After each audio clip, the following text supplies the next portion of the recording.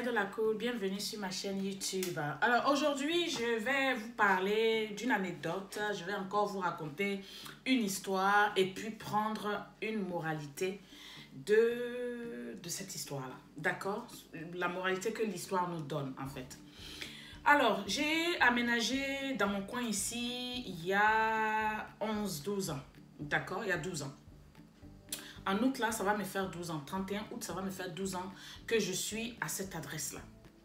Et donc, quand je suis arrivée ici, dans le quartier, il y a des gens qui livrent les journaux à un certain nombre d'habitants ici, dans notre quartier. Maintenant, parmi les livreurs de journaux, j'ai remarqué une vieille dame. J'ai remarqué une vieille dame qui faisait aussi le service. Ma curiosité m'a souvent poussée à aller vers elle pour lui poser des questions, mais j'ai pas eu vraiment ce courage-là de le faire. Maintenant, un jour, je l'ai vue, parce que chez moi, je suis un peu sur une colline, et puis je descendais en voiture. Et puis, je l'ai vue, donc j'ai garé et je suis allée vers elle. Alors, je lui ai dit bonjour, je me suis introduite, je lui ai demandé, enfin, on parlait un peu, je n'ai pas demandé son nom par contre, mais je voulais juste savoir si elle allait bien, tout et tout. Elle était quand même assez vieille, on va dire, je lui donnais carrément, on va dire, 75 ans. Et puis, j'ai discuté avec elle et je lui ai dit que je voulais savoir pourquoi, en fait, elle faisait ce genre de service, en gros, parce que j'étais vraiment étonnée. Est-ce parce que, bon, elle est fatiguée de rester chez elle, parce qu'il y a des gens comme ça, ou bien est-ce parce que ce qui l'a poussée à faire ça en gros. Et donc, c'est là qu'elle m'a dit que non, ce que l'État lui donnait par mois, ou par semaine, ou par mois, n'arrivait pas à en fait, couvrir ses dépenses. Et donc, moi, je me suis... Parce que c'était vraiment... Et je vous dis qu'elle avait 60, à peu près... Peut-être plus même, mais je ne sais pas. Comme elle était petite de taille, mais on voyait vraiment la vieillesse. Et donc, je me suis dit, OK. Donc, bon, on a fini la conversation. Je suis remontée dans ma voiture. J'avais le cœur un peu serré parce que j'ai vu en elle une dame, une vieille, une personne très très vieille qui est encore en train de travailler parce que elle n'a pas pu faire ce qu'il fallait peut-être faire quand elle était jeune. Voilà. Et donc la moralité de tout ça, c'est pour vous dire quoi? C'est pour vous dire qu'aujourd'hui, nous, les Africains, en Europe, enfin en Occident en général, nous aimons, en fait, comment je peux dire ça? Souvent, parmi nous, il y a d'autres qui préfèrent rester sur le bénéfice. Ok, ça veut dire que le social. Mais le social qu'on te donne, toi qui es ma soeur, toi qui es mon frère, ça va t'emmener où? Quand tu vas être à la retraite, à l'âge de la retraite, comme cette dame-là, est-ce que toi aussi, tu vas continuer à être sur le social? Ça veut dire que l'argent qu'ils vont te donner, la retraite qu'ils vont te donner là, hein, ça ne va pas te suffire. Un truc que vous pouvez faire pour ceux qui habitent en Angleterre, là, vous êtes en Angleterre, vous pouvez savoir à combien est votre retraite. Oui, vous pouvez visiter les sites hein, gov.co.uk et puis vous allez savoir combien le gouvernement va vous payer quand vous serez en retraite. Et donc, moi, pour ma part, je suis à 186 livres, d'accord, par semaine. Mais est-ce que moi, Edo, j'aimerais, hein, la question est de savoir si j'aimerais rester dans ça, hein, jusqu'à quand j'aurai l'âge de la retraite. Est-ce que j'aimerais, excusez-moi, est-ce que j'aimerais rester dans ça pour avoir 186 livres par semaine en étant vieille? Est-ce que c'est ce que je veux faire? Le temps que nous avons nos 10 doigts bien en forme, nos pieds bien en forme, toute notre faculté, il faudrait qu'aujourd'hui, on arrête d'être suffi par le peu. Il faudrait qu'aujourd'hui, par exemple, quelqu'un qui est salarié, tu es africain, parce que je parle aux Africains, je suis désolée pour mes amis occidentaux, je parle aux Africains, quelqu'un aujourd'hui qui est salarié, il faudrait que tu te dises que l'argent d'un salaire, là, l'argent, ça ne suffit pas après que tu enlèves toutes tes dépenses du mois, il ne te reste pratiquement rien. Et donc, je me dis que ce qu'il faut peut-être faire, c'est d'avoir d'autres sources de revenus pour pouvoir économiser et ensuite investir avec l'argent que tu auras mis de côté. Parce que on a besoin de plusieurs sources de revenus aujourd'hui.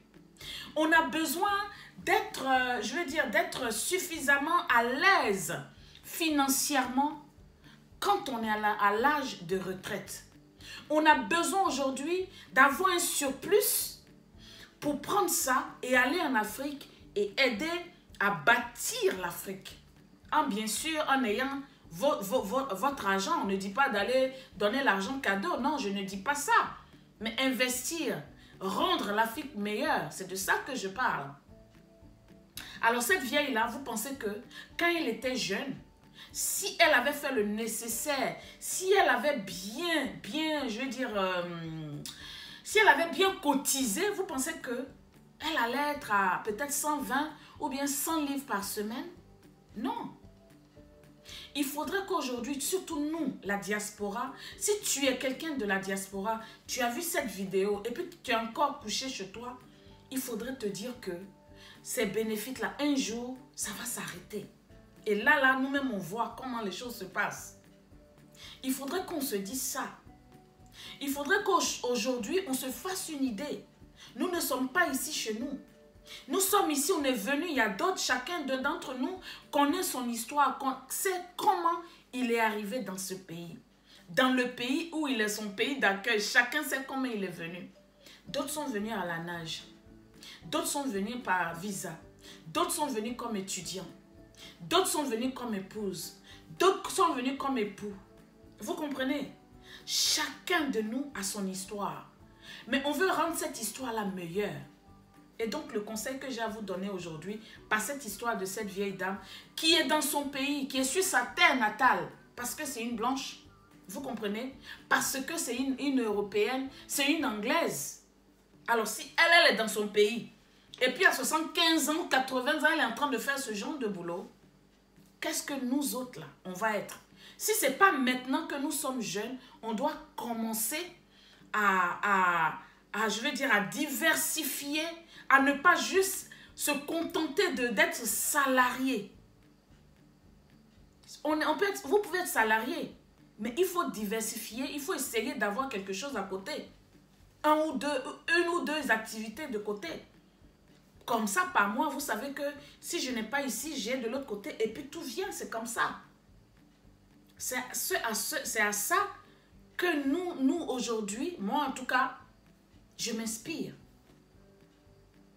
Il faudrait que chacun d'entre nous sache profiter de la chance, entre griffes, que nous avons aujourd'hui, de l'opportunité que nous avons aujourd'hui en Occident. Nous vivons mieux, hein, nous vivons mieux que ceux qui sont au pays, qui sont en train de dire que c'est la galère ici, c'est tout ça. Nous, au moins ici, là, on peut aller à l'école, on peut faire plein de choses. Il n'y a pas des canons qu'on entend de partout. Nous, au moins, on est dans la tranquillité, entre parenthèses, comparé à nos frères africains. Et donc, ce message-là, ça concerne tout le monde, mais surtout ceux qui sont à la diaspora. Moi, je vais vous donner un exemple, par exemple. Je vais donner un autre exemple. J'ai des oncles à Paris, parce que j'ai grandi à Paris. J'ai des oncles à Paris qui sont venus dans des années, je vais dire 70, et qui n'ont jamais mis pied au pays. Vous savez pourquoi? Ils sont vieux. Ils ne peuvent pas retourner au pays parce qu'il y a une honte. Parce que sûrement qu'ils n'ont pas pu faire quelque chose au pays. Donc du coup, Ils se contentent d'être ici. À l'âge de 60, 70 ans, 80, ils sont ici. Ils sont en Europe. Ils ne foutent rien. Vous comprenez? Pour que nous, notre génération, évite ce genre de choses, il faudrait que chacun d'entre nous dans la diaspora, si tu n'as rien là, il faut te dire que tu as au moins 2 sources de revenus. Parce que être salarié, comme je vous l'ai déjà dit, c'est plus vraiment ça, hein? C'est plus vraiment ça. Quand j'ai commencé à bosser dans la comptabilité, je ne pensais pas qu'un jour, hein, on allait nous dire non, la compagnie va aménager, va aller en Roumanie ou bien va aller par exemple en Inde. Donc c'est pour vous dire que vous êtes dans un boulot aujourd'hui, mais vous ne savez pas ce qui va se passer dans ce boulot-là dans 10 ans. Puisque maintenant, ils veulent nous remplacer par des machines. Vous comprenez? Et ça se fait déjà. Ça se fait déjà. Ça se fait déjà. Aujourd'hui, je vais à Tesco, par exemple. Je prends mon caddie, j'arrive, je prends la machine à l'entrée. À chaque fois, je scanne dans chaque rayon. Tout ce que je prends, je mets ça dans mon caddie. Je ne suis plus obligée de passer devant une caissière. Je ne suis plus obligée. Je passe à la machine et puis je sors. Je paye et puis je sors. Vous comprenez un peu où nous sommes? Ils sont en train d'essayer de remplacer l'être humain.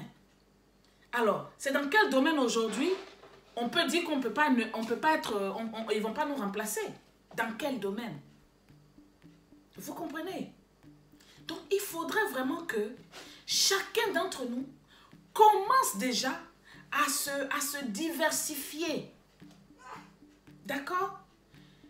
Si tu es employé aujourd'hui, sache que l'argent que tu fais, si tu arrives, en 6 mois, tu arrives à mettre de côté 4 000, essaie de prendre ces 4 000.